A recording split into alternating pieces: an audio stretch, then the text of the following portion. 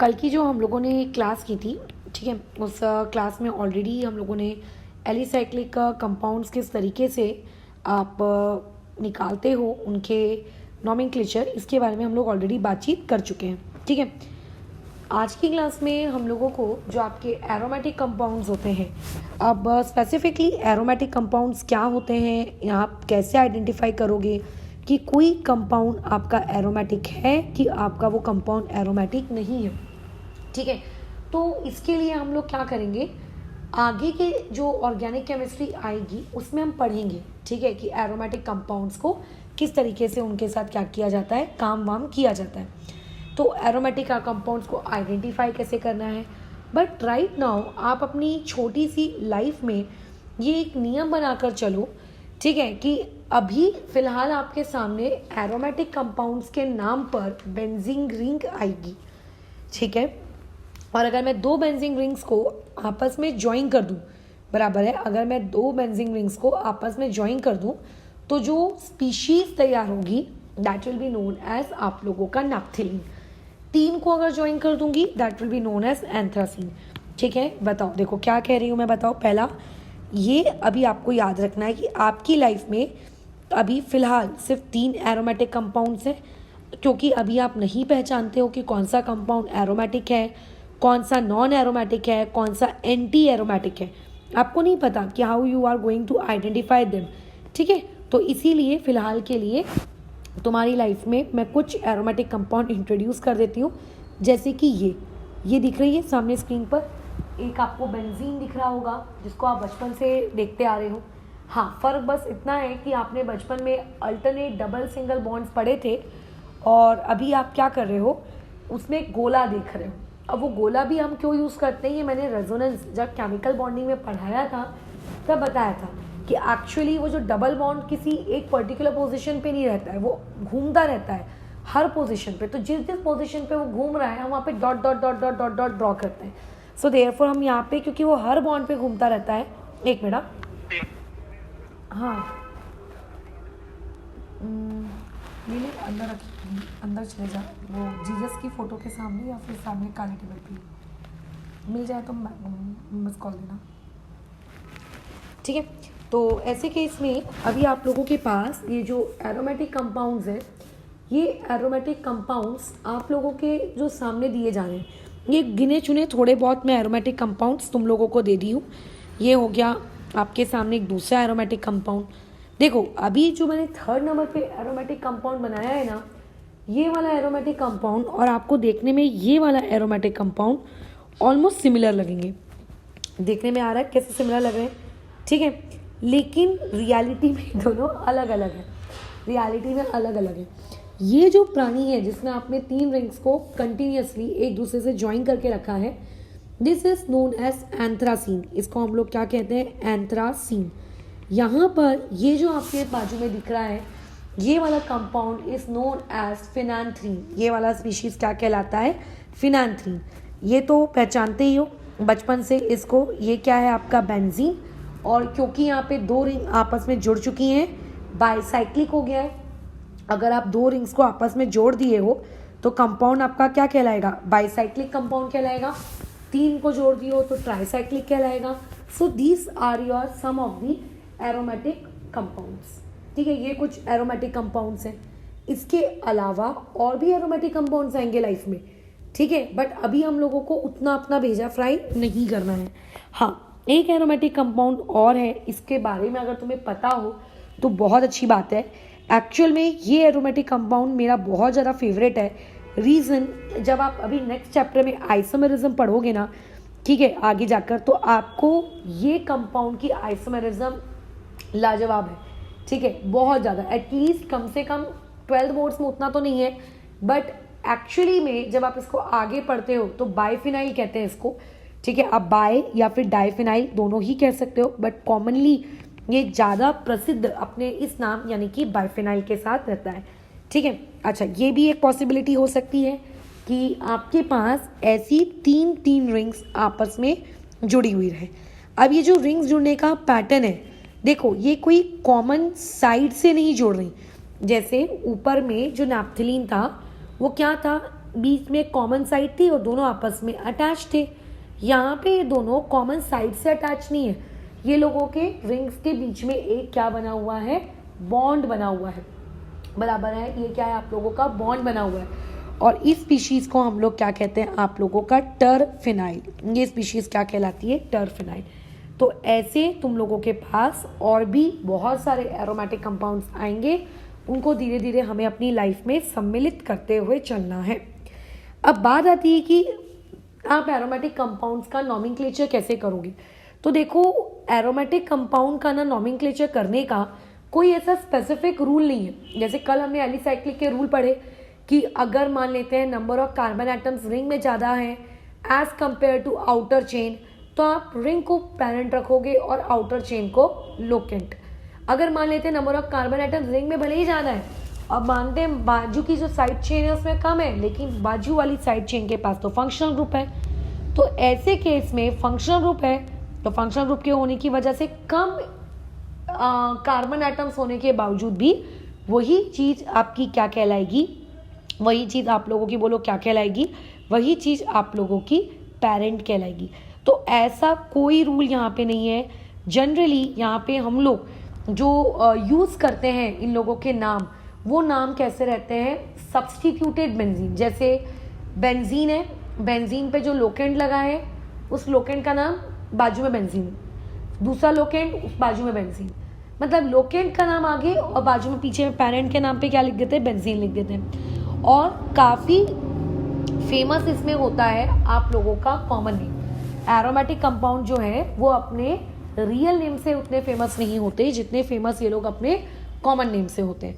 जैसे कि मान लेते हैं आप लोगों के पास ये बेंजीन रिंग दिया हुआ है, इस बेंजीन रिंग में यहाँ पर मैंने CH3 ग्रुप लगाया है और मुझे अब इसका नाम लिखना है। तो ऐसे केस में अगर मुझे अब इसका नाम लिखना है तो मैं इसका नाम कैसे लिखूंगी बताओ। यहाँ पे ये वाली चीज़ कैसी हो जाएगी आप लोगों का, ये इस तरीके से, ये ऐसा हो गया, ठीक है, ये देखो ये ऐसा हो गया, समझ में आ रही बात। अब ये 2 कंपाउंड मैंने दिए हैं, तो साफ साफ दिख रहा है कि बेंजीन रिंग पे जो लोकेंट लगा हुआ है वो आप लोगों का कौन है, CH3 है। CH3 यानी कि ये क्या हो गया, मिथाइल, और बाजू में लगा लिया हम लोगों ने कौन सा वर्ड, बेंजीन। अब जो बाजू में लोकेंट लगा हुआ है ये कौन है आप लोगों का, ये आइसोप्रोपाइल। अगर किसी को 10th की बातचीत याद है तो इस ग्रुप को हम लोग कहते हैं आइसोप्रोपाइल ग्रुप। जब भी आपको ऐसे 3 कार्बन का दिखे और उसके सेकंड कार्बन से कोई ग्रुप अटैच्ड हो या वो किस सेकंड पोजीशन से अटैच्ड हुआ है तो उसको हम लोग क्या कहते हैं आप लोगों का, बताओ उसे हम लोग क्या कहते हैं आप लोगों का, उसे कहते हैं हम लोग आप लोगों का आइसोप्रोपाइल ग्रुप, बराबर उसे हम लोग क्या कहते हैं, आइसोप्रोपाइल ग्रुप। तो ये बन जाएगा आप लोगों का आइसोप्रोपाइल बेंजीन। अब किसी को आइसोप्रोपाइल वर्ड नहीं आता तो इसका नाम कैसे लिखेगा फिर बताओ। तो अभी इसका नाम लिखने की बारी आई, चलो नाम लिख लेते हैं। तो इसका नाम हम देखो कुछ इस प्रकार से लिखेंगे। हमें यहाँ पे पेरेंट चेन डिसाइड करनी है, तो जो पेरेंट चेन हम डिसाइड करेंगे वो ये रहेगी 1 2 3। अगर तुम्हें ऐसा लगे कि नहीं मैम आपको तो पेरेंट चेन नीचे 6 का है उसको लेनी चाहिए, तो यार उसको नहीं लेते हम, एरोमेटिक रिंग को पेरेंट नहीं उठाते, ठीक है, उसको पेरेंट मत उठाओ। अगर आप IUPAC के अकॉर्डिंग जा रहे हो तो उसको पेरेंट मत उठाओ, फिर क्या करेंगे, फिर आपका पेरेंट वो बनेगा। तो ये बेंजीन रिंग है, लेकिन ये बेंजीन रिंग यहाँ पे it is behaving like a locant, ठीक है। यही बेंजीन रिंग अभी इस पर्टिकुलर क्वेश्चन में कैसे बिहेव कर रही है, एज अ लोकेंट बिहेव कर रही है। और अगर ये चीज़ एज अ लोकेंट बिहेव कर रही है तो इसका नाम बेंजीन तो नहीं होना चाहिए। इतना अभी तो तुम लोगों को पता चल ही चुका है कि अगर कोई species as a locant behave करे तो उसका अलग मामला चलता है, अगर कोई species as a locant behave ना करे तो उसका कुछ अलग नाम चलता है, राइट, ये तो जानते ही हो। तो ऐसे में अगर बेंजीन रिंग को हम एज अ लोकेंट बिहेव करवा रहे हैं तो उसका नाम हो जाता है फिनाइल, ठीक है, उसका नाम होता है फिनाइल, यानी कि your name will be 2 phenyl, और फिनाइल के बाद जो आपकी कार्बन की चेन है दैट इज आपका प्रोपेन, ये इसका नाम है। तो ये नाम तो देखो यार उतना कुछ कठिन लग नहीं रहा है, ठीक है। अच्छा, अब ऐसे केस में बात ये आती है कि आप लोग यहाँ पे कॉमन नेम ज़्यादा इस्तेमाल करते हो, आप यहाँ पे कॉमन नेम ज़्यादा इस्तेमाल करते हो। जब तुम आगे ऑर्गेनिक केमिस्ट्री पढ़ोगे तो हर चैप्टर की स्टार्टिंग में आप लोगों को क्या करना होगा, कॉमन नेम मिलेंगे। मैं अभी उतने सारे कॉमन नेम नहीं दे रही हूँ तुम लोगों को, सिर्फ उतने ही कॉमन नेम दे रही हूँ, ठीक है, जो तुम लोगों के काम आ जाए आगे पढ़ाई के लिए, अदरवाइज उतनी आपको नीड नहीं है। तो जब भी बेंजीन रिंग के साथ आपको क्या दिख जाए, CH3 दिख जाए, तो तुरंत तुम्हारे दिमाग में आना चाहिए क्या, कि benzene ring with CH3 is known as toluene, अब इसको लोग टाउलीन अलग अलग नाम से प्रोनाउंस करते हैं। तो तुम चाहो तो गूगल वॉइस अपना सर्च वॉइस वाला खोल लेना, वो तुम्हें प्रोनाउंस करके दे देगी, बट उसमें हमारा भी कोई भी इंटरेस्ट नहीं है। तो यहाँ से आ गया आप लोगों का टाउलीन। वैसे ही जब बेंजीन रिंग में आप लोगों का क्या होता है बताओ, आप लोगों का जब ये आइसोप्रोपाइल ग्रुप अटैच रहता है तो इस पर्टिकुलर स्पीशीज को हम लोग कहते हैं क्यूमीन। तो देखो दो कॉमन नेम आ गए, benzene ring with CH3 is known as आप लोगों का toluene, benzene ring with isopropyl group is known as आप लोगों का क्यूमीन, ठीक है। अच्छा, अब एक और मैं बताती हूँ, हम लोगों ने अभी अभी पॉलीमर केमिस्ट्री वाला चैप्टर खत्म किया है, आई थिंक कुछ दिनों पहले, राइट। तो उस पॉलीमर केमिस्ट्री में जैसे ये आप लोगों के पास बेंजीन रिंग है, बराबर, इस बेंजीन रिंग में अगर ऐसा मैंने ग्रुप अटैच किया है तो तुम सभी लोग जानते हो कि पॉलीमर केमिस्ट्री में हम लोग इसको क्या कहते हैं, हमने अभी अभी पढ़ा है, इसको हमने सीखा है स्टाइरीन। क्या सीखा है, इसका नाम हम लोगों ने स्टाइरीन। लेकिन यहाँ पे मैं तुम्हें एक और इंटरेस्टिंग फैक्ट भी बताना चाहूँगी कि एक्चुअली जब भी आप ऐसा वाला ग्रुप देखो, ऐसा वाला ग्रुप मतलब देखो एक कार्बन, दो कार्बन और दूसरे कार्बन के बाद तुरंत सिंगल बॉन्ड, तो this group is known as vinyl group, ठीक है। आगे टोटल 3 ग्रुप्स तुम्हारी लाइफ में आएंगे, ठीक है, टोटल 3 ग्रुप्स तुम्हारी लाइफ में आएंगे, पहला विनाइल, दूसरा अराइल और तीसरा एक्राइल। स्टूडेंट्स को विनाइल, अलाइल और एक्राइल तीनों में काफ़ी कंफ्यूजन होता है, इवन मुझे भी हो जाता होगा मैक्सिमम टाइम, राइट। तो ऐसे केस में याद रखना डबल बॉन्ड और तुरंत उसके बाद कोई चीज़ अटैच्ड है, मतलब कार्बन की चेन कंटिन्यू ही नहीं हुई, तो दैट इज नोन एज आप लोगों का विनाइल, ठीक है, दैट इज नोन एज आप लोगों का vinyl, this is your what, vinyl group. तो ऐसे केस में ये जो विनाइल है, इसका नाम पता है, अगर मैं कॉमन नेम के अकॉर्डिंग लिखना चाहूँ तो क्या हो जाएगा, बाहर वाला locant is known as vinyl, ठीक है, और फिर ये आ गई आप लोगों की बेंजीन, सो ये it's name will be vinyl benzene.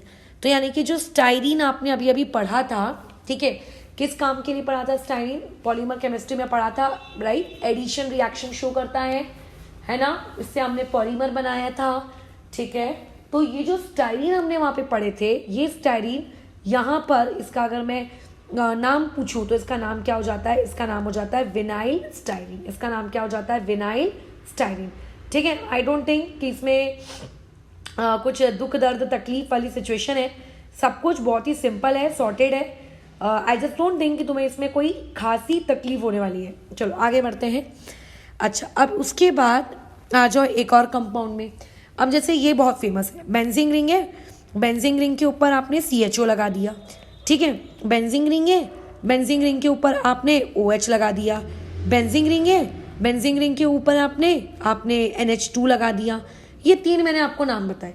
तो एक्चुअली में ये लोग ना अपने कॉमन नेम से बहुत फेमस है, इनके कॉमन नेम क्या है, बहुत ही ज़्यादा फेमस है।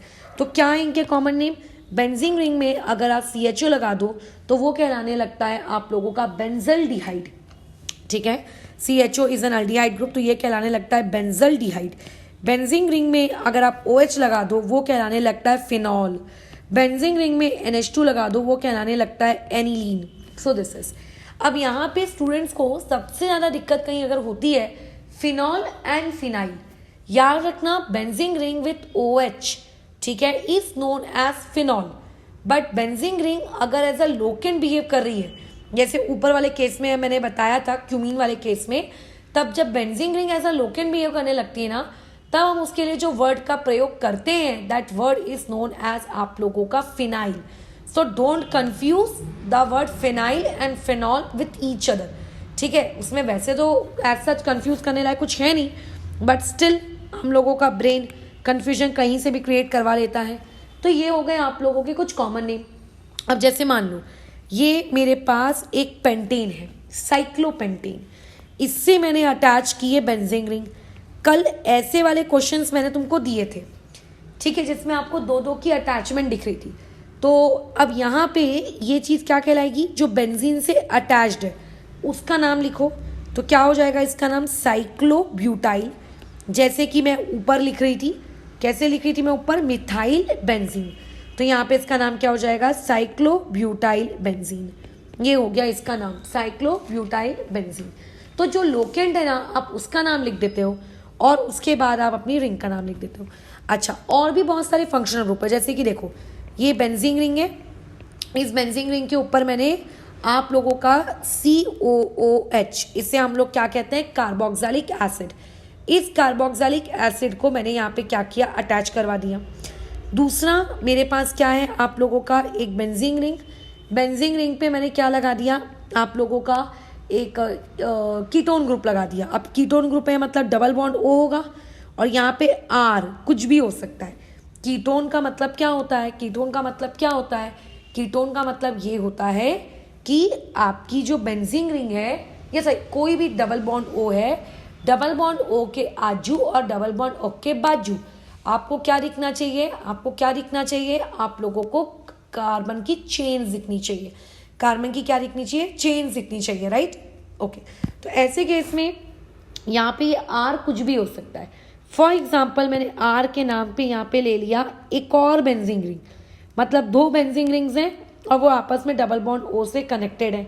तो ऐसे केस में इस पर्टिकुलर स्पीशीज का जो कॉमन नेम है वो बहुत ही ज़्यादा फेमस है। It is known as benzophenone. क्या कहलाने लगता है, बेंजोफिनॉन, बराबर, बेंजोफिनॉन। और अगर मान लेते हैं एक तरफ बेंजीन रिंग है, ठीक है, फिर उसके बाद C डबल बॉन्ड O वाला ग्रुप है और यहाँ पे आपने मिथाइल ग्रुप लगा लिया। मिथाइल मतलब एक कार्बन वाला, मिथाइल मतलब कितने कार्बन वाला, आप लोगों के एक कार्बन वाला। तो एक्चुअल में ये वाली जो स्पीशीज कहलाती है, this species is known as आप लोगों का एसीटोफिनॉन।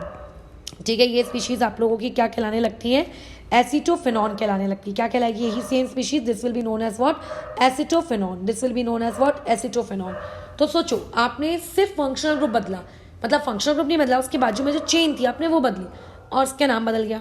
ठीक है, अच्छा ये क्या कहलाएगा आप लोगों का, benzene ring with COOH is known as, बहुत ही फेमस है इसका है नाम, बेंजोइक एसिड। बहुत ही फेमस नाम है, क्या है इसका नाम, बेंजोइक एसिड। क्या नाम है इसका, बेंजोइक एसिड। ठीक है, ये इस तरीके से काम करना है। और भी एरोमेटिक क्वेश्चंस देती हूँ, बट फिलहाल इतने में धीरे धीरे सीखते जाओ। ठीक है, अच्छा अब उसके बाद जैसे मान लेते हैं आपके पास एक रिंग है, रिंग में हमने कोई ईथर ग्रुप लगाया है। ठीक है, धीरे धीरे समझ जाओगे कि ईथर मतलब क्या, एक्सेट्रा एक्सेट्रा। ये ऑक्सीजन है और यहाँ पर ये Me है, तो ये ईथर ग्रुप है, मतलब ROR, carbon chain is connected with oxygen, oxygen is connected with another carbon chain. तो ये एक्चुअल में फेमस होता है, इसका नाम एनीसोल। तो अभी तक तुम लोगों ने क्या क्या में से सीख लिया, कि हमने क्या क्या सीखा, benzene ring with aldehyde is known as benzaldehyde, benzene ring with carboxylic acid is known as benzoic acid, benzene ring with आपका ether group having Me in its side part is known as anisole, benzene ring with NH2 is known as aniline। ठीक है, benzene ring with आप लोगों का ketone having another benzene ring is known as benzophenone. अगर वो दूसरी benzene ring ना लेके मैं कोई मिथाइल ग्रुप ले लूँ, then it will be known as acetophenone, बराबर, then it will be known as acetophenone. तब ये चीज़ कहलाएगी आप लोगों की क्या, एसिटोफिनॉन। ठीक है, चलो अब हम लोग एक्चुअल में अभी तक जितनी भी बातचीत करते आ रहे थे, हमारी सारी बातचीत इसके अराउंड रिवॉल्व कर रही थी कि बेंजीन रिंग का अगर आपको कॉमन नेम देना है तो आप कैसे दोगे, राइट। लेकिन अगर मान लेते हैं मुझे बेंजीन रिंग का कॉमन नेम नहीं देना है, मुझे उसका आयु पे PAC नेम देना है, और अब मेरी बेंजीन रिंग में लोकेंट भी लगे हुए हैं, बेंजीन रिंग में लोकेंट्स लगे, फंक्शनल ग्रुप नहीं बोला मैंने क्या बोला, लोकेंट्स लगे हैं। तो ऐसे केस में अब आपको तो काम करना पड़ेगा, अब लोकेंट्स लगे तो आपको तो काम करना पड़ेगा। तो अब लोकेंट्स अगर लगकर आ जाए बेंजीन रिंग में तो कैसे काम करेंगी, तो जैसे कि ऊपर मैंने बताया, यहाँ पे लिखवा देती हूँ, बेंजीन और साथ में उस पर अटैच्ड है लोकेंट। अब लोकेंट्स एक भी हो सकते हैं, दो भी हो सकते हैं, या उससे ज़्यादा भी हो सकते हैं। एक लोकेंट रहा तो नंबरिंग की कोई झंझट नहीं है, बच गए। अगर एक से ज़्यादा लोकेंट है तो आपको फिर सोचना पड़ेगा नंबरिंग कहाँ से करें, क्लॉकवाइज जाए, एंटी क्लॉकवाइज जाए, कैसे करें, राइट। फिर तो आपको सोचना पड़ेगा। सो देयरफॉर आप लोगों को क्या करना है, बेंजीन प्लस लोकेंट्स का नियम पढ़ना है। नियम ये है कि जब भी आपको बेंजीन प्लस लोकेंट वाला कॉम्बिनेशन दिखे तो हमेशा पीछे में हमेशा आपको बेंजीन लिखना है। हमेशा स्मॉल लेटर, मैंने बी कैपिटल बना दिया, आपको हमेशा पीछे में बेंजीन लिखना है। और बेंजीन के आगे आपको क्या लिखना है, लोकेंट लिखना है। और अगर आप लोकेंट वर्ड यूज़ कर रहे हो तो तुम तो जानते हो पीछे में जो वर्ड इस्तेमाल किया जाता है वो क्या होता है, YL। क्या होता है वो वर्ड, YL। जैसे अगर मान लेते हैं ये बेंजीन रिंग विथ ये Me आ गया, तो मैं जानती हूँ benzene ring with CH3 is known as toluene, but फिर भी मैं बेंजीन रिंग विथ CH3 को मैं CH3 को एक लोकेंट मानूं तो मैं इसका नाम कैसा लिख सकती हूँ, लोकेंट है एक कार्बन का, it will be known as methyl, और पीछे उसके हम लोग क्या लिख देंगे इस प्रकार से, benzene. So it's name will be methyl benzene. ठीक है। अब जैसे मान लेते हैं आपके पास बेंजीन रिंग है और बेंजीन रिंग में यहाँ पे NO2 ग्रुप आ गया, so this will be known as what, आप लोगों का नाइट्रो बेंजीन। ठीक है। NO2 कोई फंक्शनल ग्रुप नहीं होता है, इसको एज हम लोकेंट ट्रीट करते हैं। वैसे ही जो आप लोगों के हेलोजेंस होते हैं, हेलोजेंस वाले जो लोग होते हैं, इन लोगों को भी हम लोग आपके फंक्शनल ग्रुप के जैसे ट्रीट नहीं करते, इनको भी हम लोग किसके जैसे ट्रीट करते हैं, एज अ लोकेंट ट्रीट करवाते हैं। ठीक है। एज अ लोकेंट हम इनको ट्रीट करवाते हैं। तो ये क्या बन जाएगा, NO2 यानी कि नाइट्रो। ठीक है। और बाजू में उसका बेंजीन का नाम दैट इज नाइट्रो बेंजीन। ठीक है। दैट इज क्या हो गया आप लोगों का, नाइट्रो बेंजीन। डन। ओके। अब आगे बढ़ो अपनी गाड़ी। अब मान लेते हैं तुम्हारी बेंजीन में ये आ गया, बेंजीन रिंग विथ OMe। ठीक है। तो ये आ गया। अब बोलो इसका नाम क्या है, तो इसका कॉमन नेम तो मुझे पता है, इसका कॉमन नेम क्या लाता है, एनीसोल। अभी ऊपर देखा था। लेकिन अगर बेंजीन रिंग के साथ मैं नहीं चाहती कि वो फंक्शनल ग्रुप वाला कंसेप्ट मैं इस्तेमाल करूँ, मैं चाहती हूँ कि यार सादा सिंपल IUPAC के अकॉर्डिंग मैं चलूँ, तो क्या मैं इसका नियम रखूँगी, इसका नियम मुझे यही रखना पड़ेगा कि जो OMe है, ठीक है, O की वजह से ऑक्सी वर्ड आएगा और Me की वजह से METH वर्ड आएगा। सो इसका नाम बनेगा मिथ, क्योंकि एक कार्बन है और क्योंकि इस बार साथ में ऑक्सीजन भी है, तो इसका नाम बनने वाला है मिथॉक्सी। और फिर ऑब्वियस है कि पीछे आप लोगों को क्या लिखना पड़ेगा, बेंजीन। बेंजीन का जो B है ना वो स्मॉल है। ठीक है। ये इस तरीके से बराबर, ये ऐसे। अगर ये क्वेश्चन ऐसा होता कि ये बेंजीन रिंग है, यहाँ पे ऑक्सीजन है और यहाँ पे ET है, तो इसका नाम मैं क्या बना देती, क्योंकि 2 कार्बन का है, ET मतलब इथाइल। ठीक है। ET मतलब इथाइल। कई बार कैसा होता है कि तुम लोग सब कुछ पढ़ लेते हो लेकिन तुम्हें यही नहीं पता होता है कि ET का मतलब क्या है। तो ET मतलब व्हाट, इथाइल। और फिर इथाइल तो लिख नहीं सकते क्योंकि ऑक्सीजन है, तो वर्ड वहाँ पे यूज करेंगे इथॉक्सी, और इथॉक्सी के बाजू में फिर क्या आ जाएगा आप लोगों का, बेंजीन। बराबर, इथॉक्सी, यहाँ पे क्या आ जाएगा आप लोगों का, benzene. Ethoxy benzene, this will be your answer. ठीक है। ये आप लोगों का क्या कहलाएगा, आंसर कहलाएगा। समझ में आ रही है बात, कैसे लिखने हैं हम लोग चीज़ों को, लिख कैसे रहे हैं। अब लेकिन मुसीबत तो देखो तब आती है जब बेंजीन रिंग में आप लोगों को क्या देखने को मिल जाए, बेंजीन रिंग में आप लोगों को क्या देखने को मिल जाए, आपको लोकेंट्स 2-2, 3-3 पोजीशंस पे देखने को मिल जाए। तब एक्चुअली ना थोड़ा सा दिमाग लगाने की आवश्यकता होती है, क्योंकि जब आप एक नॉर्मल बेंजीन रिंग के सवाल को ना सोचते हो, एक नॉर्मल चेन का सवाल अगर आप सोचते हो, तो चेन के सवाल के साथ आप कैसे बिहेव करते हो कि मैं चेन में लेफ्ट से राइट भी जा सकता हूँ और मैं चेन में राइट से लेफ्ट भी आ सकता हूँ। तो एक्चुअली में आप क्या करते हो, दोनों पॉसिबिलिटीज़ लेकर चलते हो कि लेफ्ट से राइट आने पे क्या होगा, राइट से लेफ्ट जाने पे क्या होगा। बराबर, आप दोनों पॉसिबिलिटीज़ के बारे में सोचते हो, फिर उसमें से आपकी जो पॉसिबिलिटी लोएस्ट पोजीशन के टर्म्स में आपको दिख रही है वो आप कंसिडर करते हो और वो आपका करेक्ट आंसर होता है। तो वैसे ही आप लोगों के पास जो बेंजीन रिंग है, अगर इसमें कभी आपके पास ऐसे 2 लोकेंट्स आ गए, ठीक है, लोकेंट्स के केस में उतनी टेंशन नहीं होती, बट फिर भी अगर 2 लोकेंट्स आ गए तो पोजिशनिंग को लेकर आपको ध्यान देना पड़ता है। 2 में तो फिर भी कुछ नहीं है, जब 3 आ जाता है तब एक्चुअल में सबसे बड़ी मुसीबत देखो वहाँ से शुरू होने लगती है। अगर 3 आ जाए तो बराबर। अगर 3 आ जाए तो तब वहाँ पे आप लोगों की सबसे बड़ी मुसीबत वहाँ से शुरू होना शुरू हो जाती है। अब आगे बढ़ते हैं। ये नाम देना बहुत ही सिंपल है। अब जैसे मान लो ये आप लोगों का एक और मैंने स्ट्रक्चर बनाया, यहाँ क्लोरीन कर दिया, अब मैंने क्लोरीन यहाँ कर दिया। ये मैंने अगेन एक स्ट्रक्चर बनाया, यहाँ मेरे पास क्लोरीन है और एक क्लोरीन मैंने यहाँ कर दिया। अब मुझे इन तीनों स्ट्रक्चर्स के नाम लिखने हैं। बोलो कैसे लिखेंगे? मैंने इसमें से इस एक पोजीशन को 1 फिक्स कर लिया। अब कोई गधा ही होगा जो ये बोलेगा कि मैडम उस 1 फिक्स करने के बाद आप अपनी नंबरिंग एंटी क्लॉकवाइज डायरेक्शन में लेकर जाओ। यार मैं एंटी क्लॉकवाइज डायरेक्शन में अपनी नंबरिंग को क्यों लेके जाऊंगी? तुम खुद सोचो, मैं अपनी क्यों लेके जाऊंगी? क्योंकि एंटी क्लॉकवाइज से अगर घूम घूम के पहुंचूंगी तो मेरा जो बाजू का ग्रुप है जिसमें मैं डायरेक्टली क्या कर सकती हूँ, इसकी नंबरिंग 2 लिख सकती हूँ, तो उसको मैं 5 6 ऐसा घुमा फिरा के मैं वहाँ तक क्यों पहुँचाऊँ? बराबर घुमा फिरा के वहाँ तक मैं क्यों पहुँचाऊँ? कोई नीड नहीं है, राइट? कोई नीड नहीं है। फिर बताओ ऐसी हरकत क्यों करना? कोई नीड ही नहीं ना उस हरकत की। अच्छा, वैसे ही यहाँ पे अगर मैं इसकी पोजीशन 1 फिक्स कर दूँ तो इसकी पोजीशन कितनी हो जाएगी? 3। इसकी पोजीशन अगर मैं 1 फिक्स कर दूँ तो इसकी पोजीशन हो जाएगी 2, इसका 3 और इसका हो जाएगा 4। Now I have to write the name. अब मुझे क्या लिखना है? नाम लिखना है। अब मैं इसका नाम कैसे लिखूंगी सोचो? तो बहुत ही सिंपल है। वो जो क्लोरीन बाहर लटक रहे हैं, ठीक है, वो क्लोरीन कौन है? मेरे लोकेंट है।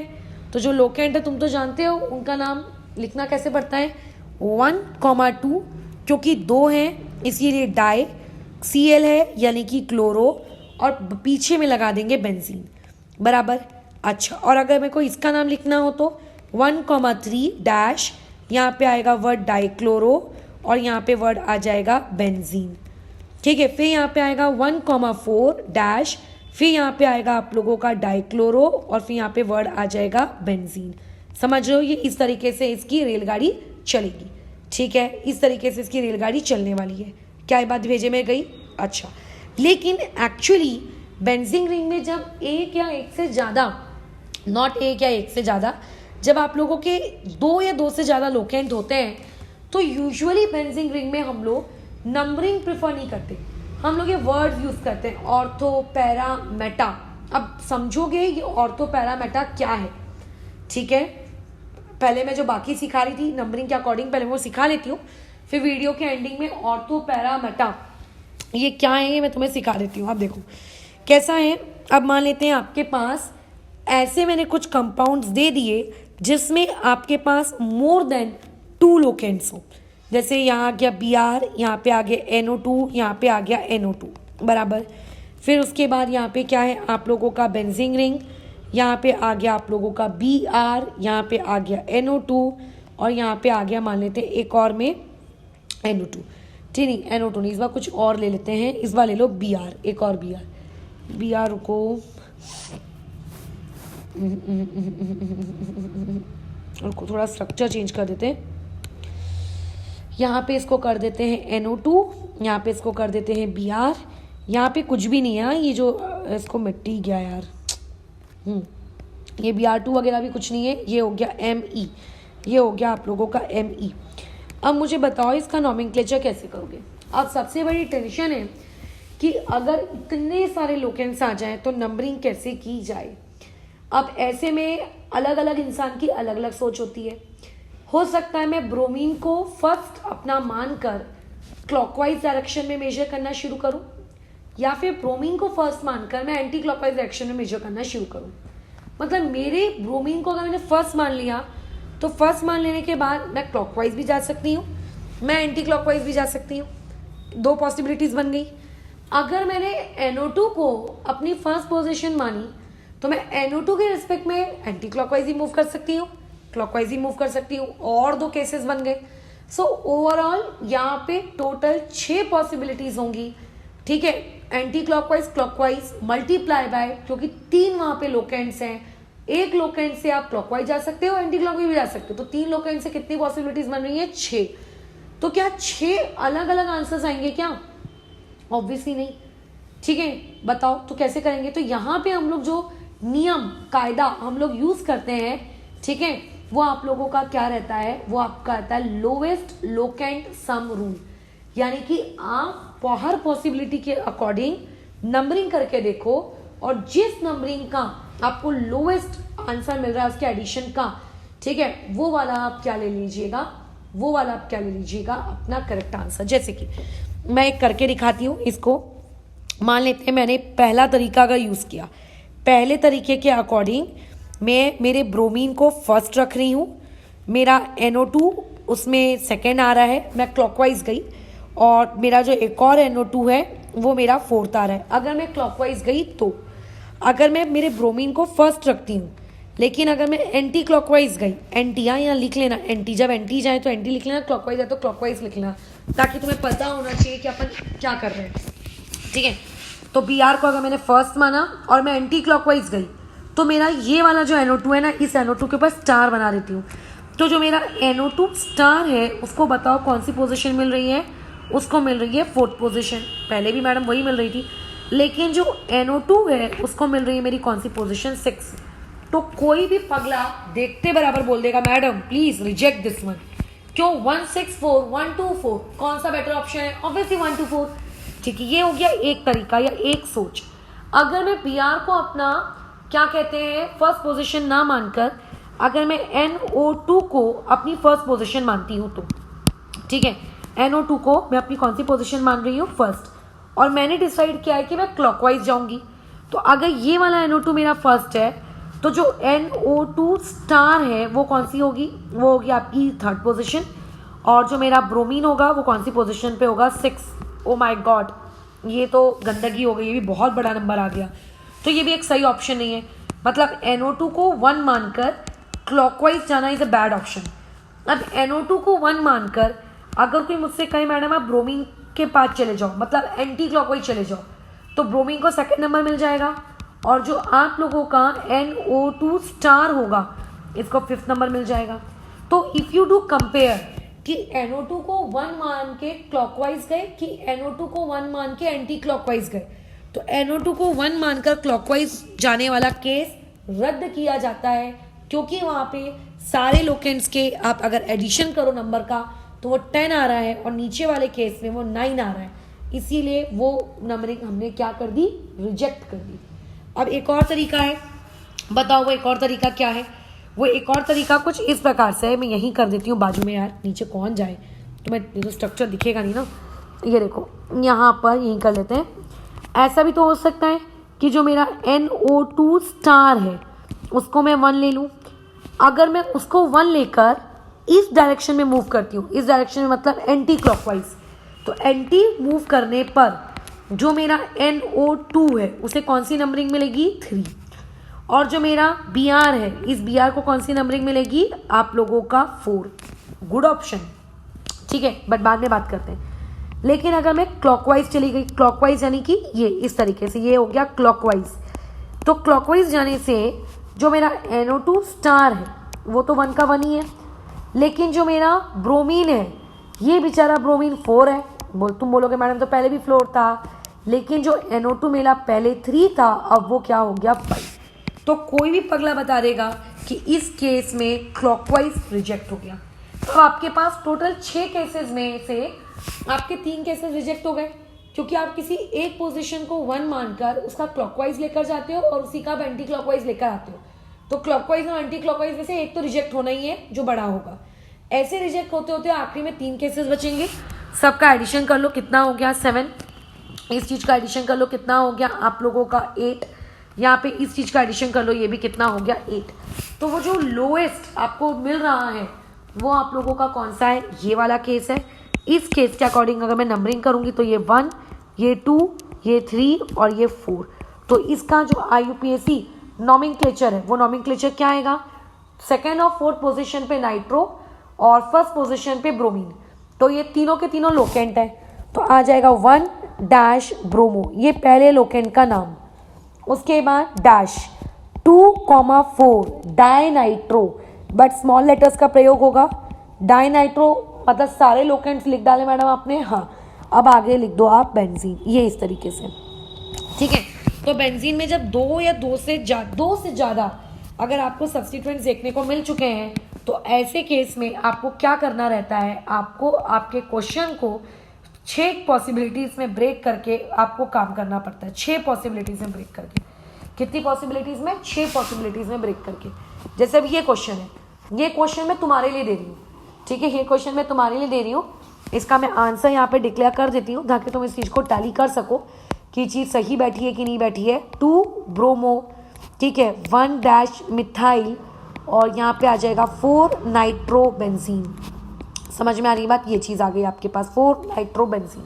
ये आप करोगे तो किस तरीके से आपको काम करना है, इसमें तो कोई तकलीफ नहीं है, ठीक है, कि अगर बेंजीन रिंग में एक या एक से ज़्यादा लोकेंट आ गए तो हाँ, अभी कई लोगों को ये टेंशन आ रही होगी कि मैडम अगर बेंजीन रिंग में लोकेंट के बदले बड़ी बड़ी साइड चेन्स आ गई फिर क्या करना है, वो भी सीखते हैं, ठीक है, उसके बारे में भी बात करते हैं। बट पहले हम लोग जो कर रहे थे उस पर तो अपना दिमाग लगा लें। अब देखो एक और ख़ास बात अब मैं बताती हूँ, हम लोग अब आते हैं केस नंबर सी पर।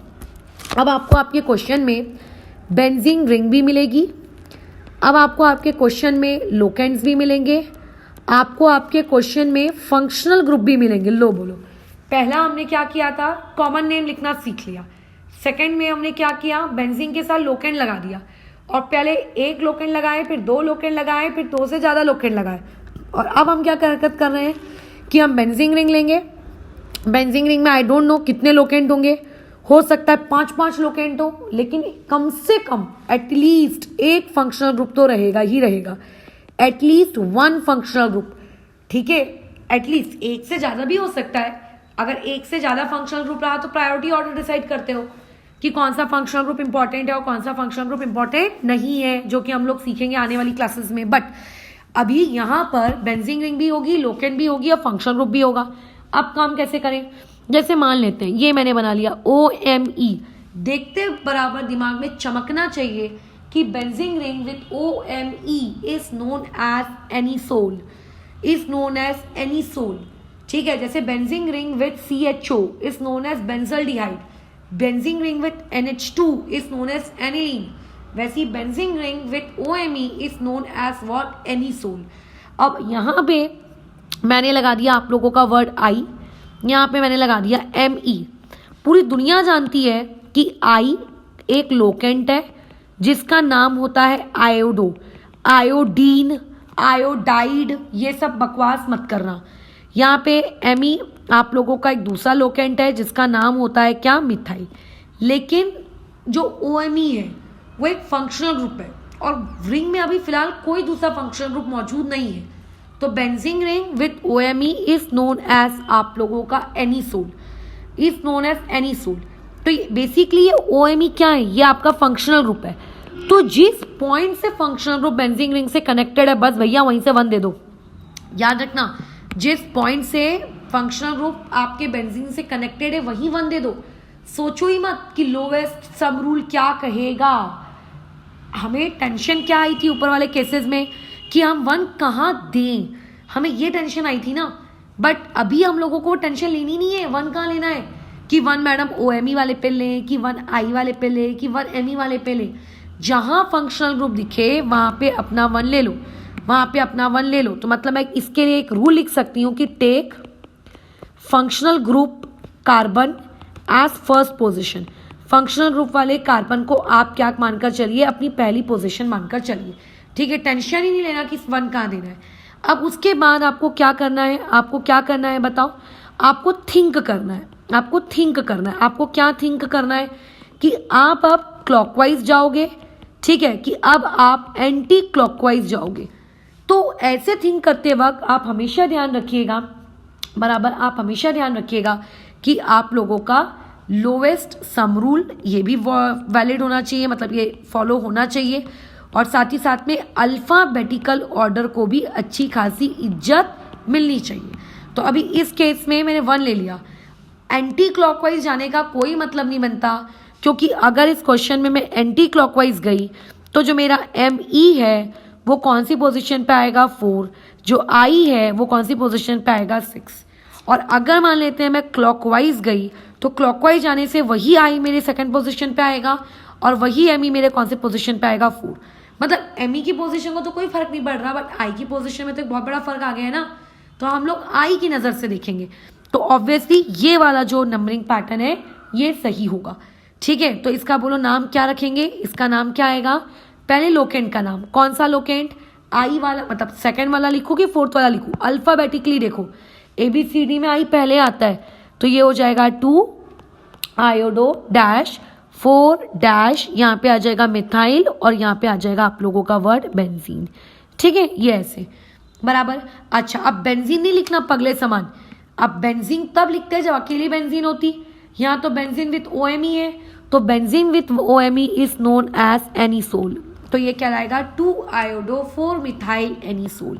ठीक है, एक और क्वेश्चन करते हैं इसके जैसा, जैसे बेंजीन रिंग है।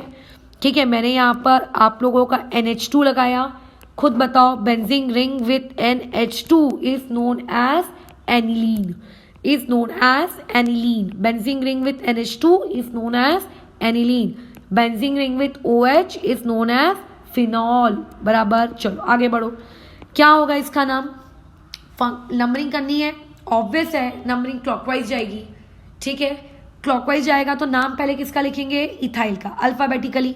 क्या हो जाना है यहाँ पे बोलो? यहाँ हो जाना है 4 डैश इथाइल, उसके बाद अगेन डैश 2 डैश मिथाइल, और क्या आ जाएगा? बेंजीन रिंग विथ NH2 यानी कि नोन एज आप लोगों का एनिलीन। ठीक है, बेंजीन नहीं लिख रहे क्योंकि बेंजीन के साथ फंक्शनल ग्रुप आ गया है, तो बेंजीन उस फंक्शनल ग्रुप के साथ जो नाम रखता है वो नाम लिखा जा रहा है। अगर NH2 नहीं होता, अकेली बेंजीन रिंग होती, तो मैं वहां पे क्या वर्ड लिख देती? Benzene. Similarly benzene ring with OH is known as phenol, तो ये कहलाएगा आपका फिनॉल। अब आगे ये भी एक लोकेंट है, ये भी एक लोकेंट है, ये दोनों के दोनों भाई लोग कौन है? आपके लोकेंट है, और इनका नाम क्या है? मिथाइल। तो कौन सी पोजीशन पे? एक थर्ड पे, एक फोर्थ पे, तो क्या बनेगा नाम? 3,4 डैश डाई मिथाइल और यहाँ पे फिनॉल। क्लियर है? ऐसे कर रहे हैं। तो जब आपके पास लोकेंट भी है, बेंजीन रिंग भी है, फंक्शनल ग्रुप भी है, तब आपको इस तरीके से काम करना था। तो ये हो गया हम लोगों का केस नंबर C। अब आ जाते हैं केस नंबर D पर। केस नंबर D देखो क्या कहता है कि आपके पास नो डाउट बेंजीन रिंग तो रहेगी, आपके पास नो डाउट लोकेंट तो रहेगा, लेकिन अब जो फंक्शनल ग्रुप है वो फंक्शनल ग्रुप आपके लोकेंट से अटैच होगा। अभी ऊपर वाला केस क्या चल रहा था? इस वाले केस में ये जो फंक्शनल ग्रुप था ये किसको अटैच हो रहा था? बताओ जाकर, अटैच टू बेंजीन रिंग। बराबर, ये किसको अटैच हो रहा था? Br को। Br मतलब बेंजीन रिंग को। बट अब जो हम केस पढ़ेंगे उस केस में बेंजीन रिंग के साथ जो लोकेंट है उस लोकेंट को फंक्शनल ग्रुप मिलेगा। अब याद रखना, वो लोकेंट चाहे कितना भी छोटा क्यों ना हो, या चाहे कितना भी बड़ा क्यों ना हो, या चाहे लोकेंट और बेंजीन रिंग के number of carbon atom same ही क्यों ना हो, हमेशा इस केस में आप लोगों का लोकेंट मतलब जो साइड चेन है वही side chain as a parent behave करेगी। किसके जैसे बिहेव करेगी? एज ए पेरेंट बिहेव करेगी। किसके जैसे बिहेव करेगी? As a parent. क्योंकि फंक्शनल ग्रुप जिसका, जैसे हम बोलते हैं ना, जिसकी लाठी उसकी भैंस, तो जिसका फंक्शनल ग्रुप वो पेरेंट, खत्म। जिसके पास फंक्शनल ग्रुप वो पेरेंट, जिसके पास फंक्शनल ग्रुप नहीं है वो पेरेंट भी नहीं बनेगा, चाहे वो कितने कम कार्बन का ही क्यों ना हो, या चाहे वो कितने ज़्यादा से ज़्यादा कार्बन का ही क्यों ना हो। ठीक है, तो ये हो गया आपका बेंजीन रिंग। जैसे यहाँ पर हम लोगों ने ये लगा दिया। एक और क्वेश्चन ले लो, ये आपका बेंजीन रिंग हो गया।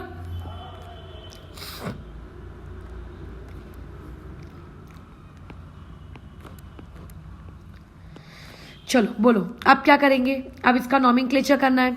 तो तुम साफ साफ देख लो कि जो आपको पहला इलस्ट्रेशन दिया गया है, पहले इलस्ट्रेशन में आप लोगों की रिंग से एक चेन कनेक्टेड है। कितने कार्बन की चेन कनेक्टेड है? 3 कार्बन की। वैसे तो बेंजीन रिंग खुद 6 कार्बन की होती है, बट उसकी बाजू में जो चेन है वो तो सिर्फ 3 कार्बन की है, परंतु उस 3 कार्बन की चेन से एक OH लटक रहा है, यानी कि इसके पास तो फंक्शनल ग्रुप है। तो भले ही वो चेन छोटी क्यों ना हो, फंक्शनल ग्रुप तो कौन बनेगा? सॉरी, पेरेंट तो कौन बनेगी? साइड चेन ही बनेगी, चाहे दुनिया इधर की उधर ही क्यों ना हो जाए, चाहे दुनिया इधर की उधर ही क्यों ना हो जाए। अच्छा, ऊपर से दूसरा सबसे बड़ा नियम, जब भी कोई रिंग वाला सवाल आए, चाहे एलिसाइक्लिक हो या चाहे बेंजीन हो, नंबरिंग हमेशा रिंग से जो कार्बन जुड़ा होता है वहीं से होती है। रिंग से जो कार्बन जुड़ा होता है, यानी कि 1 किसको देना है? इसको देना है, खत्म। जैसे यहाँ 1 किसको देना है? अरे यार मिट गया। ठीक है, यहाँ पे 1 किसको देना है? इस पोजीशन को देना है। यहाँ पे 1 किसको देना है? इस पोजीशन को देना है। सोचना ही नहीं रिंग वाले केसेस में कि 1 मैडम यहाँ से शुरू करो ना, नहीं मतलब नहीं, एकदम नो मीन्स नो। चलो अब बोलो क्या हो जाएगा नाम। इस केस में बेंजीन रिंग कैसे बिहेव कर रही है, ये बिहेव कर रही है as my locant, behaving like a locant. और अभी अभी इस क्लास के स्टार्टिंग में मैंने बताया था कि जब जब benzene ring as a locant behave करती है तब तब वो स्पीशीज फिनाइल कहलाती है, तब तब वो स्पीशीज फिनाइल कहलाती है। तो अभी बेंजीन रिंग कौन सी पोजीशन से अटैच्ड है, 1, तो इसका नाम होगा 1 फिनाइल। तो लोकेंट तो निपट गया। अब बात आती है पेरेंट की। पेरेंट कौन है, ये है आपका पेरेंट, कितने कार्बन का, 3 कार्बन का। तो क्या नाम इसके लिए यूज करेंगे, प्रोप, PROP, प्रोप। OH लगाए, 10th क्लास में सीखा था, प्रोपैन, सेकेंड पोजिशन, OL, ऑल। अल्कोहल के लिए क्या यूज करते हैं, ऑल, और आगे वो नंबर लगा देते हैं। ठीक है, वैसे ही बताओ यहाँ पे लॉन्गेस्ट चेन कहाँ होगी, ये होगी लॉन्गेस्ट चेन। कितने कार्बन की लॉन्गेस्ट चेन है, ये हो गया carbon number 2, carbon number 3, carbon number 4, carbon number 5। ठीक है, ये आपका, अब देखो ध्यान से सुनना, मैंने अभी अभी कहा था कि ब्रोमीन, क्लोरीन, आयोडीन, नाइट्रो, ये लोग लोकेंट नहीं, ये लोग फंक्शनल ग्रुप नहीं होते। यानी कि ये जो Br है ये लोग मेरे फंक्शनल ग्रुप नहीं है, ये लोग भी एक प्रकार के लोकेंट हैं। ठीक है, स्पेशल टाइप के लोकेंट, बराबर। मिथाइल इथाइल से भी स्पेशल टाइप के लोकेंट, जो एक नज़र में एक इंसान को ऐसी फील दे सकते हैं कि हम लोग भी फंक्शनल ग्रुप हैं, बट रियलिटी में ये लोग फंक्शनल ग्रुप नहीं है, धोखा दे रहे हैं आपकी आंखों को। तो अब बोलो मैडम अब क्या करेंगे, क्योंकि अब तो फंक्शनल ग्रुप ही नहीं है हमारे पास। तो यार भले ही फंक्शनल ग्रुप नहीं है बट एक स्पेशल टाइप के लोकेंट है, और वो स्पेशल टाइप के लोकेंट तो चेन से कनेक्टेड है, तो चेन ही पेरेंट बनेगी, और आपकी जो रिंग है बेचारी वो क्या बन जाएगी, लोकेंट। तो ये रिंग अगर एज अ लोकेंट बिहेव करेगी तो इसका नाम क्या होगा, फिनाइल। यानी कि Br भी क्या होगा आप लोगों का, लोकेंट, तो इसका नाम होगा ब्रोमो। तो टोटल कहने का मेरा ये मतलब है कि पेंटेन के पास टोटल कितने लोकेंट हैं आप लोगों के, कितने लोकेंट है, 5 लोकेंट्स है, एक फर्स्ट पोजीशन पे, एक सेकंड पोजीशन पे, एक थर्ड पोजीशन पे। तो इसका नाम हम लोग किस तरीके से लिखेंगे, इसका नाम होगा 2,3, उसके बाद डैश, उसके बाद आ जाएगा वर्ड डाई ब्रोमो, और डाई ब्रोमो के बाद फर्स्ट पोजीशन पे क्या रहेगा आपका, फिनाइल, और उसके बाद आ जाएगा पेंटीन। ये इस तरीके से, ठीक है। अच्छा, अब जैसे यहाँ देखो ये जो CHO है, ये CHO क्या है, ये आप लोगों का फंक्शनल ग्रुप है, तो नो डाउट यही आपकी लॉन्गेस्ट चेन होगी। कितने कार्बन की लॉन्गेस्ट चेन है, 4। ठीक है, कितने कार्बन की लॉन्गेस्ट चेन है, 4, बराबर। कितने कार्बन की लॉन्गेस्ट चेन है, 4।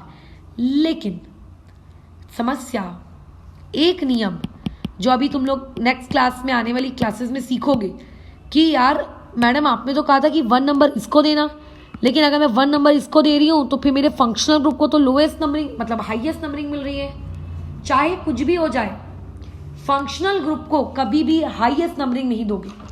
चाहे फंक्शनल ग्रुप को, चाहे कुछ भी हो जाए, फंक्शनल ग्रुप को कभी भी हाईएस्ट नंबरिंग नहीं दी जाएगी, फंक्शनल ग्रुप को लोएस्ट दोगे। अब यहाँ पे आप ये 1 लो कि ये 1 लो, बीच में OH तो 2 को ही मिल रहा था, इसलिए 1 इस बार यहाँ से लिया जाएगा, 1 यहाँ से लेंगे, ये लो 1 2 3 4।